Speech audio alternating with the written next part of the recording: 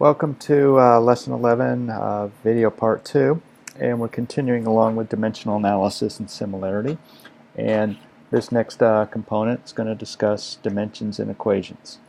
So engineering variables are expressed in a limited number of basic dimensions. In the prior example, we had an idea of what the governing equation might look like. We actually applied a Bernoulli's equation. In many practical cases, we have no a priori idea, and we actually seek the structure by means of the dimensional analysis. It's important to remember that all the equations must balance in magnitude and be dimensionally homogeneous. It means the left-hand side has to have the same dimensions as the right-hand side. In fact, if we can produce non-dimensional groups, then that will be guaranteed. So we have this concept of primary dimensions in engineering. And so in this particular one, imagine if you will, we're talking about force. Well, force is kilogram meters per second squared. So the primary dimensions are mass, length, and time. And most of our other fluid mechanics engineering things can all be reduced to just a number of basic dimensions. The ones in common use are mass, length, time, temperature. Okay, in this notation here, these brackets mean dimension of. So the F, which is a force, bracketed, has dimensions of mass, length over time squared. Viscosity, bracketed, has dimensions of force times time divided by length squared, but force is not a primary dimension. But once we do ml over t squared and replace force with ml over t squared and cancel the terms that divide each other out, what we have left are mass over length times time. So typical viscosity units might be Newton seconds per meter squared. That's a common one if we look it up. But the fundamental or the basic units are going to be kilogram meters seconds. Kilograms per meter second. Pressure is force over area, but force is not a primary dimension and area is not a primary dimension. Force is mass length over time squared. Area is length squared. So we replace the F and the A with their primary dimensions, cancel the terms that we can, and what's left is mass over length times squared. So that's what's meant by primary dimensions or basic dimensions.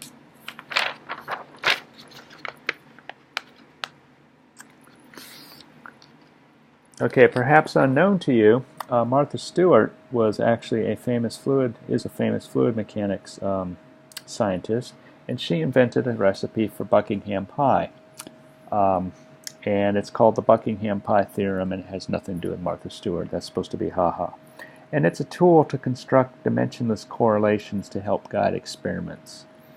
And in the Buckingham Pi Theorem, this idea of pi is a pi group or a dimensionless group or a group of parameters that can be arranged in such a fashion that their dimensions cancel. And the number of dimensionless groups that can be constructed in any case is equal to the number of dimensional variables involved minus the number of fundamental dimensions. So let's say there's 5 dimensional variables, as in our example, and there were 3 fundamental dimensions. So our example with the inverted orifice would be 5-dimensional minus the 3 fundamental dimensions leaves 2 pi groups. And so that particular problem could be expressed in 2 pi groups. One of the pi groups we had was what we call the pressure coefficient. The other one was the diameter ratio. Okay, so these dimensionless parameters are called pi's or pi groups, and they're collected into groups called lowercase pi groups. Okay, so the dimensionless parameters are capital Pi. The dimensionless groups are called lowercase pi. I have no idea why the notation evolved the way it did. That's just how it is. So if an equation describing the fluid system has n-dimensional variables, then it can be rearranged and expressed in terms of n minus m dimensionless groups. And that gives us a great economy in experimentation. So one thing to recall, let's suppose we have the case where we have some sort of relationship where y1, a dimensional variable, is equal to some function of y2, y3, all the way up to y sub n. When we introduce the dimensional analysis, we can change this to pi group 1 is equal to some function of pi group 2, pi group 3, all the way up to pi group n minus m. So we're reducing the number of variables, but we also change the functional structure of the relationship hugely. So we don't know what the functions look like, fortunately, but making the change from here to here not only changes the individual variables, but actually how this functional relationship is. Generally, we're going to pretend this functional relationship is essentially useless. That's the one where we had the 90 experiments. And when we reduce it to a single function where all the terms plot along a single relationship, that's our goal. So if the drag force F of a liquid flowing past a sphere is known to be a function of velocity, density, viscosity, and diameter, then we have 5 variables. Those 5 variables have 3 fundamental dimensions: mass, length, and time. There's time hiding out. And thus we would have 5 minus 3 equals 2 basic groupings that can be used to correlate experimental results in the form of pi group 1 equals some function, this is phi, of pi group 2. Now here's the important part of dimensional analysis. It's not well emphasized in any book. We find that function by experiment, but it requires far fewer experiments than with the 5 original variables. That's the key. Is we actually would have to perform experiments or use it to interpret other people's experimental data in order to find what phi looks like. What you can imagine is we would have collections of pi 1 and pi 2, and we would try to pass a mathematical function that gives us the ability to predict values of pi 1 given values of pi 2. That's all dimensional analysis really is. So there are 2 methods to find the pi groups. One is called step-by-step, for lack of a better name. The second is called the exponent method. They'll both produce the same results.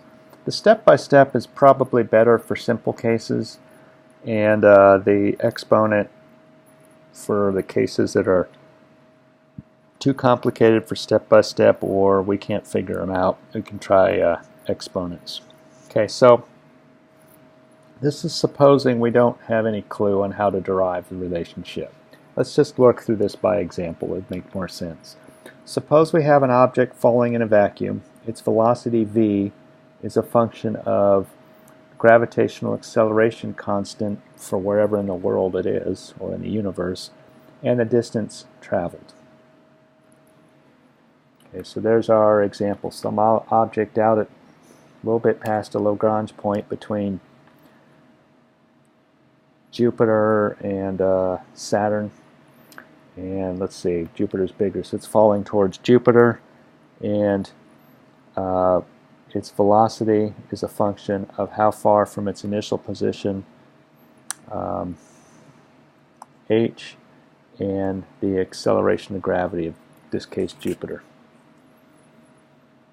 Okay, so we state the outcome.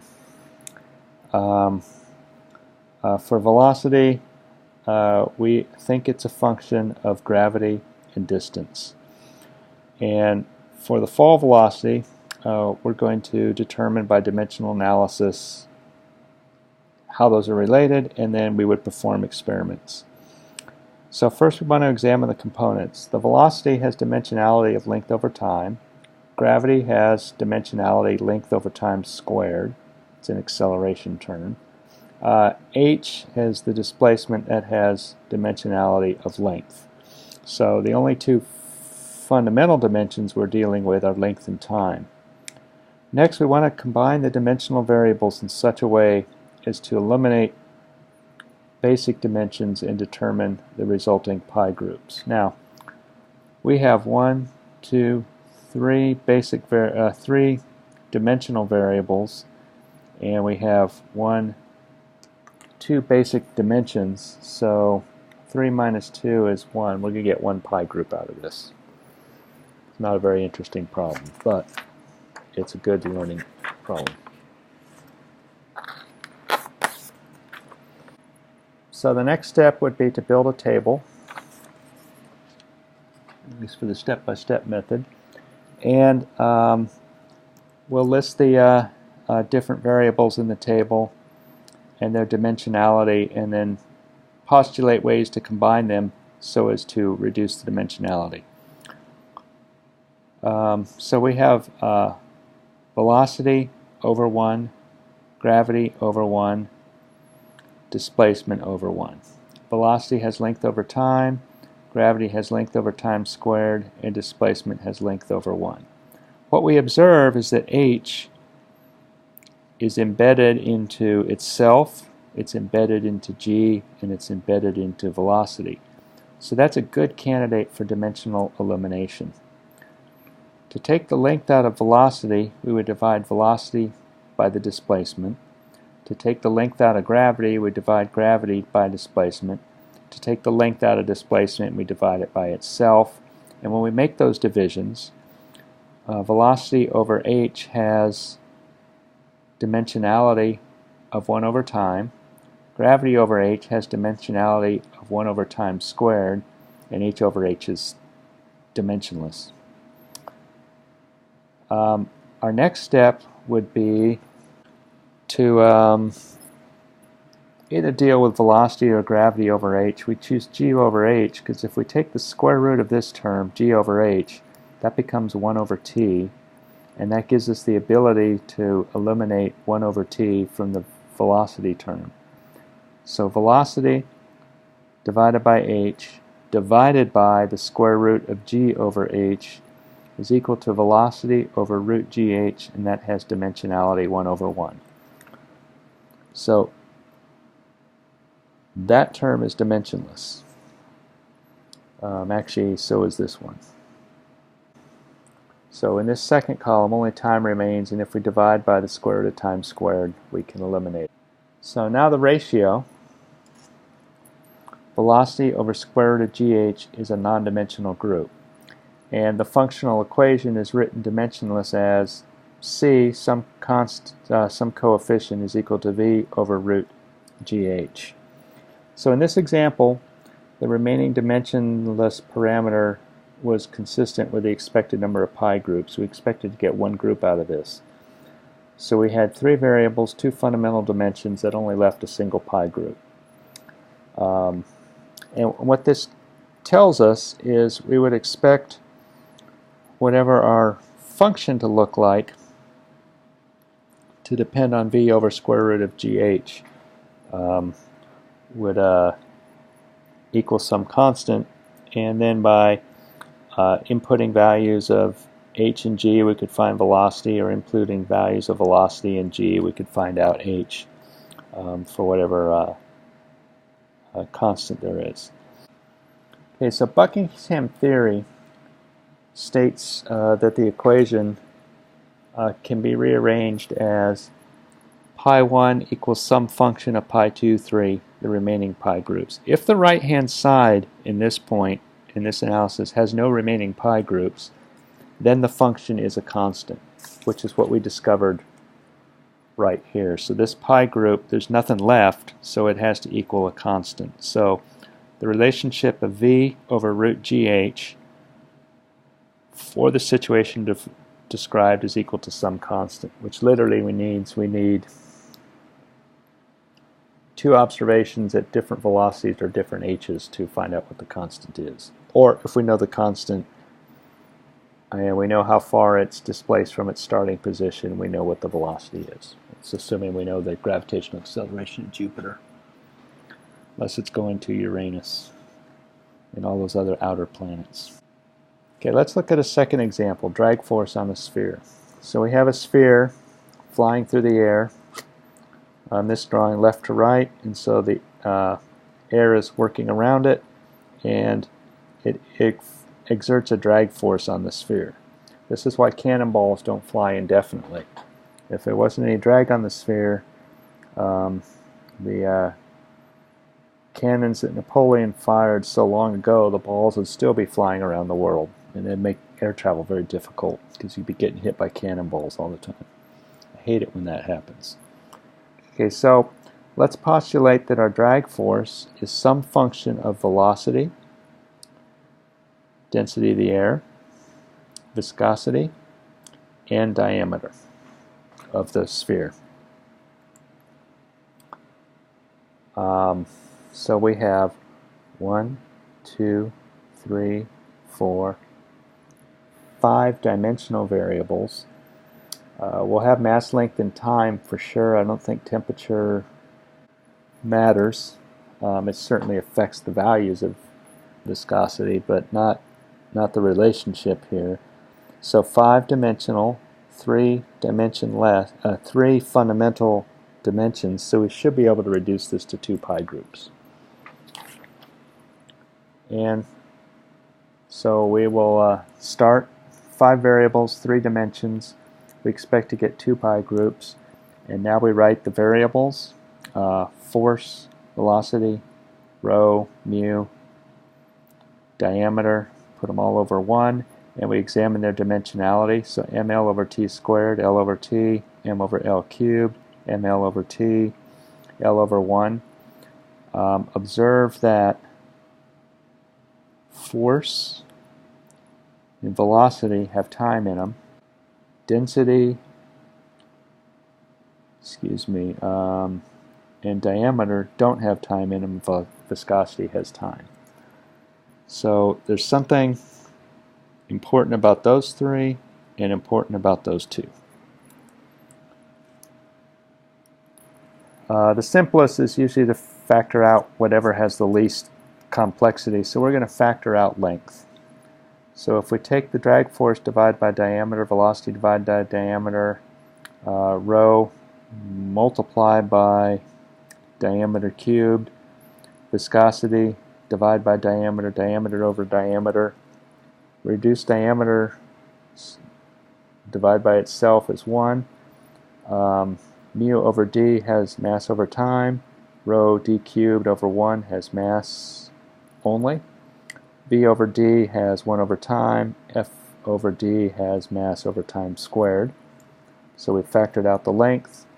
The next is to factor out mass. So force of drag over rho d to the 4th power gets rid of the mass, and we have 1 over time squared. Basically, we divided by that term. Velocity over d is left alone. Doesn't have mass in it. Rho over rho divides itself out, and mu times diameter over rho diameter cubed factors out the mass there. And now we'll factor out the time. To get time out of this first term,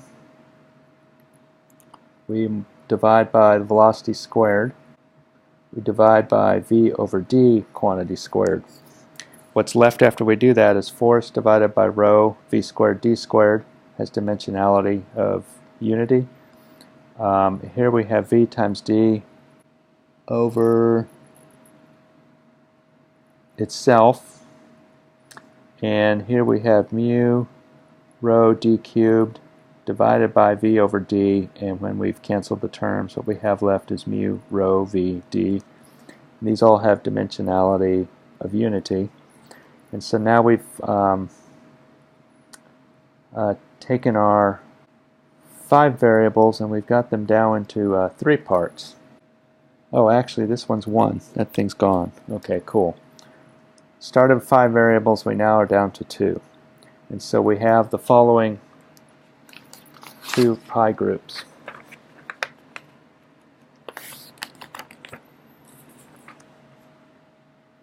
Those are pi 1 is drag force divided by rho v squared d squared, and pi 2 is viscosity divided by rho v d.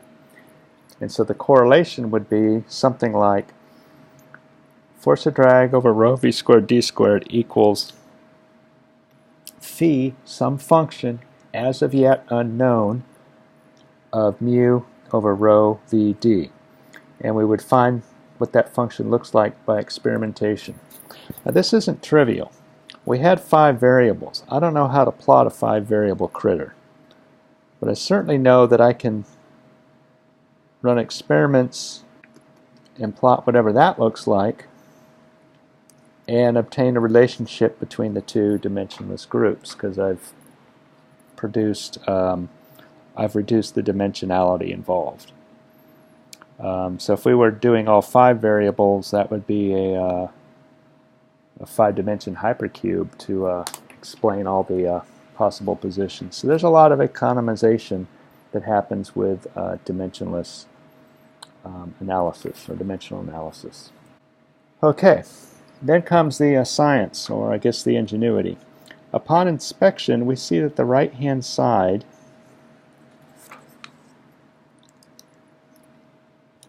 mu over rho v d happens to be the reciprocal of a Reynolds number. The Reynolds number is a common dimensionless group that comes up in nearly all flows. It's the ratio of viscous forces to inertial forces, and it relates friction and momentum. Now, one might not initially expect a person to be able to recognize that, but let's rewrite the equation slightly. F of d over rho v squared d squared. Rho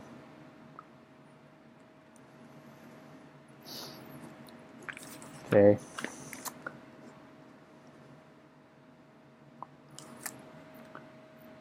So that would be one way of rewriting it, where the Reynolds number based on diameter is rho v d over mu. And this form would be quite a bit more useful. And so when we do our plot, this axis is just 1 over the Reynolds number. And a subscript for diameter, because that's Reynolds number based on diameter. There's a couple of other characteristic lengths that Reynolds number commonly is based on. Okay, let's summarize the step-by-step, and that'll conclude this video. So in the step-by-step method, we identify all the significant variables we expressed as a functional relationship, z equals f of u, v, w, x, y. We use the Buckingham Theorem to predict the number of expected dimensionless groups. That helps us guide the step-by-step, kind of to know when to stop. Make a table. Combine variables with other to eliminate a dimension. Then choose the next dimension to eliminate. Repeat until we have remaining dimensionless pi groups. Write the final form of the expression in terms of the pi group. Pi 1 equals some function of pi 2, and so on. Keep in mind that the functional form is still unknown. So even though we say that pi 1 is equal to some function of pi 2, we don't know what the pitchfork function looks like yet.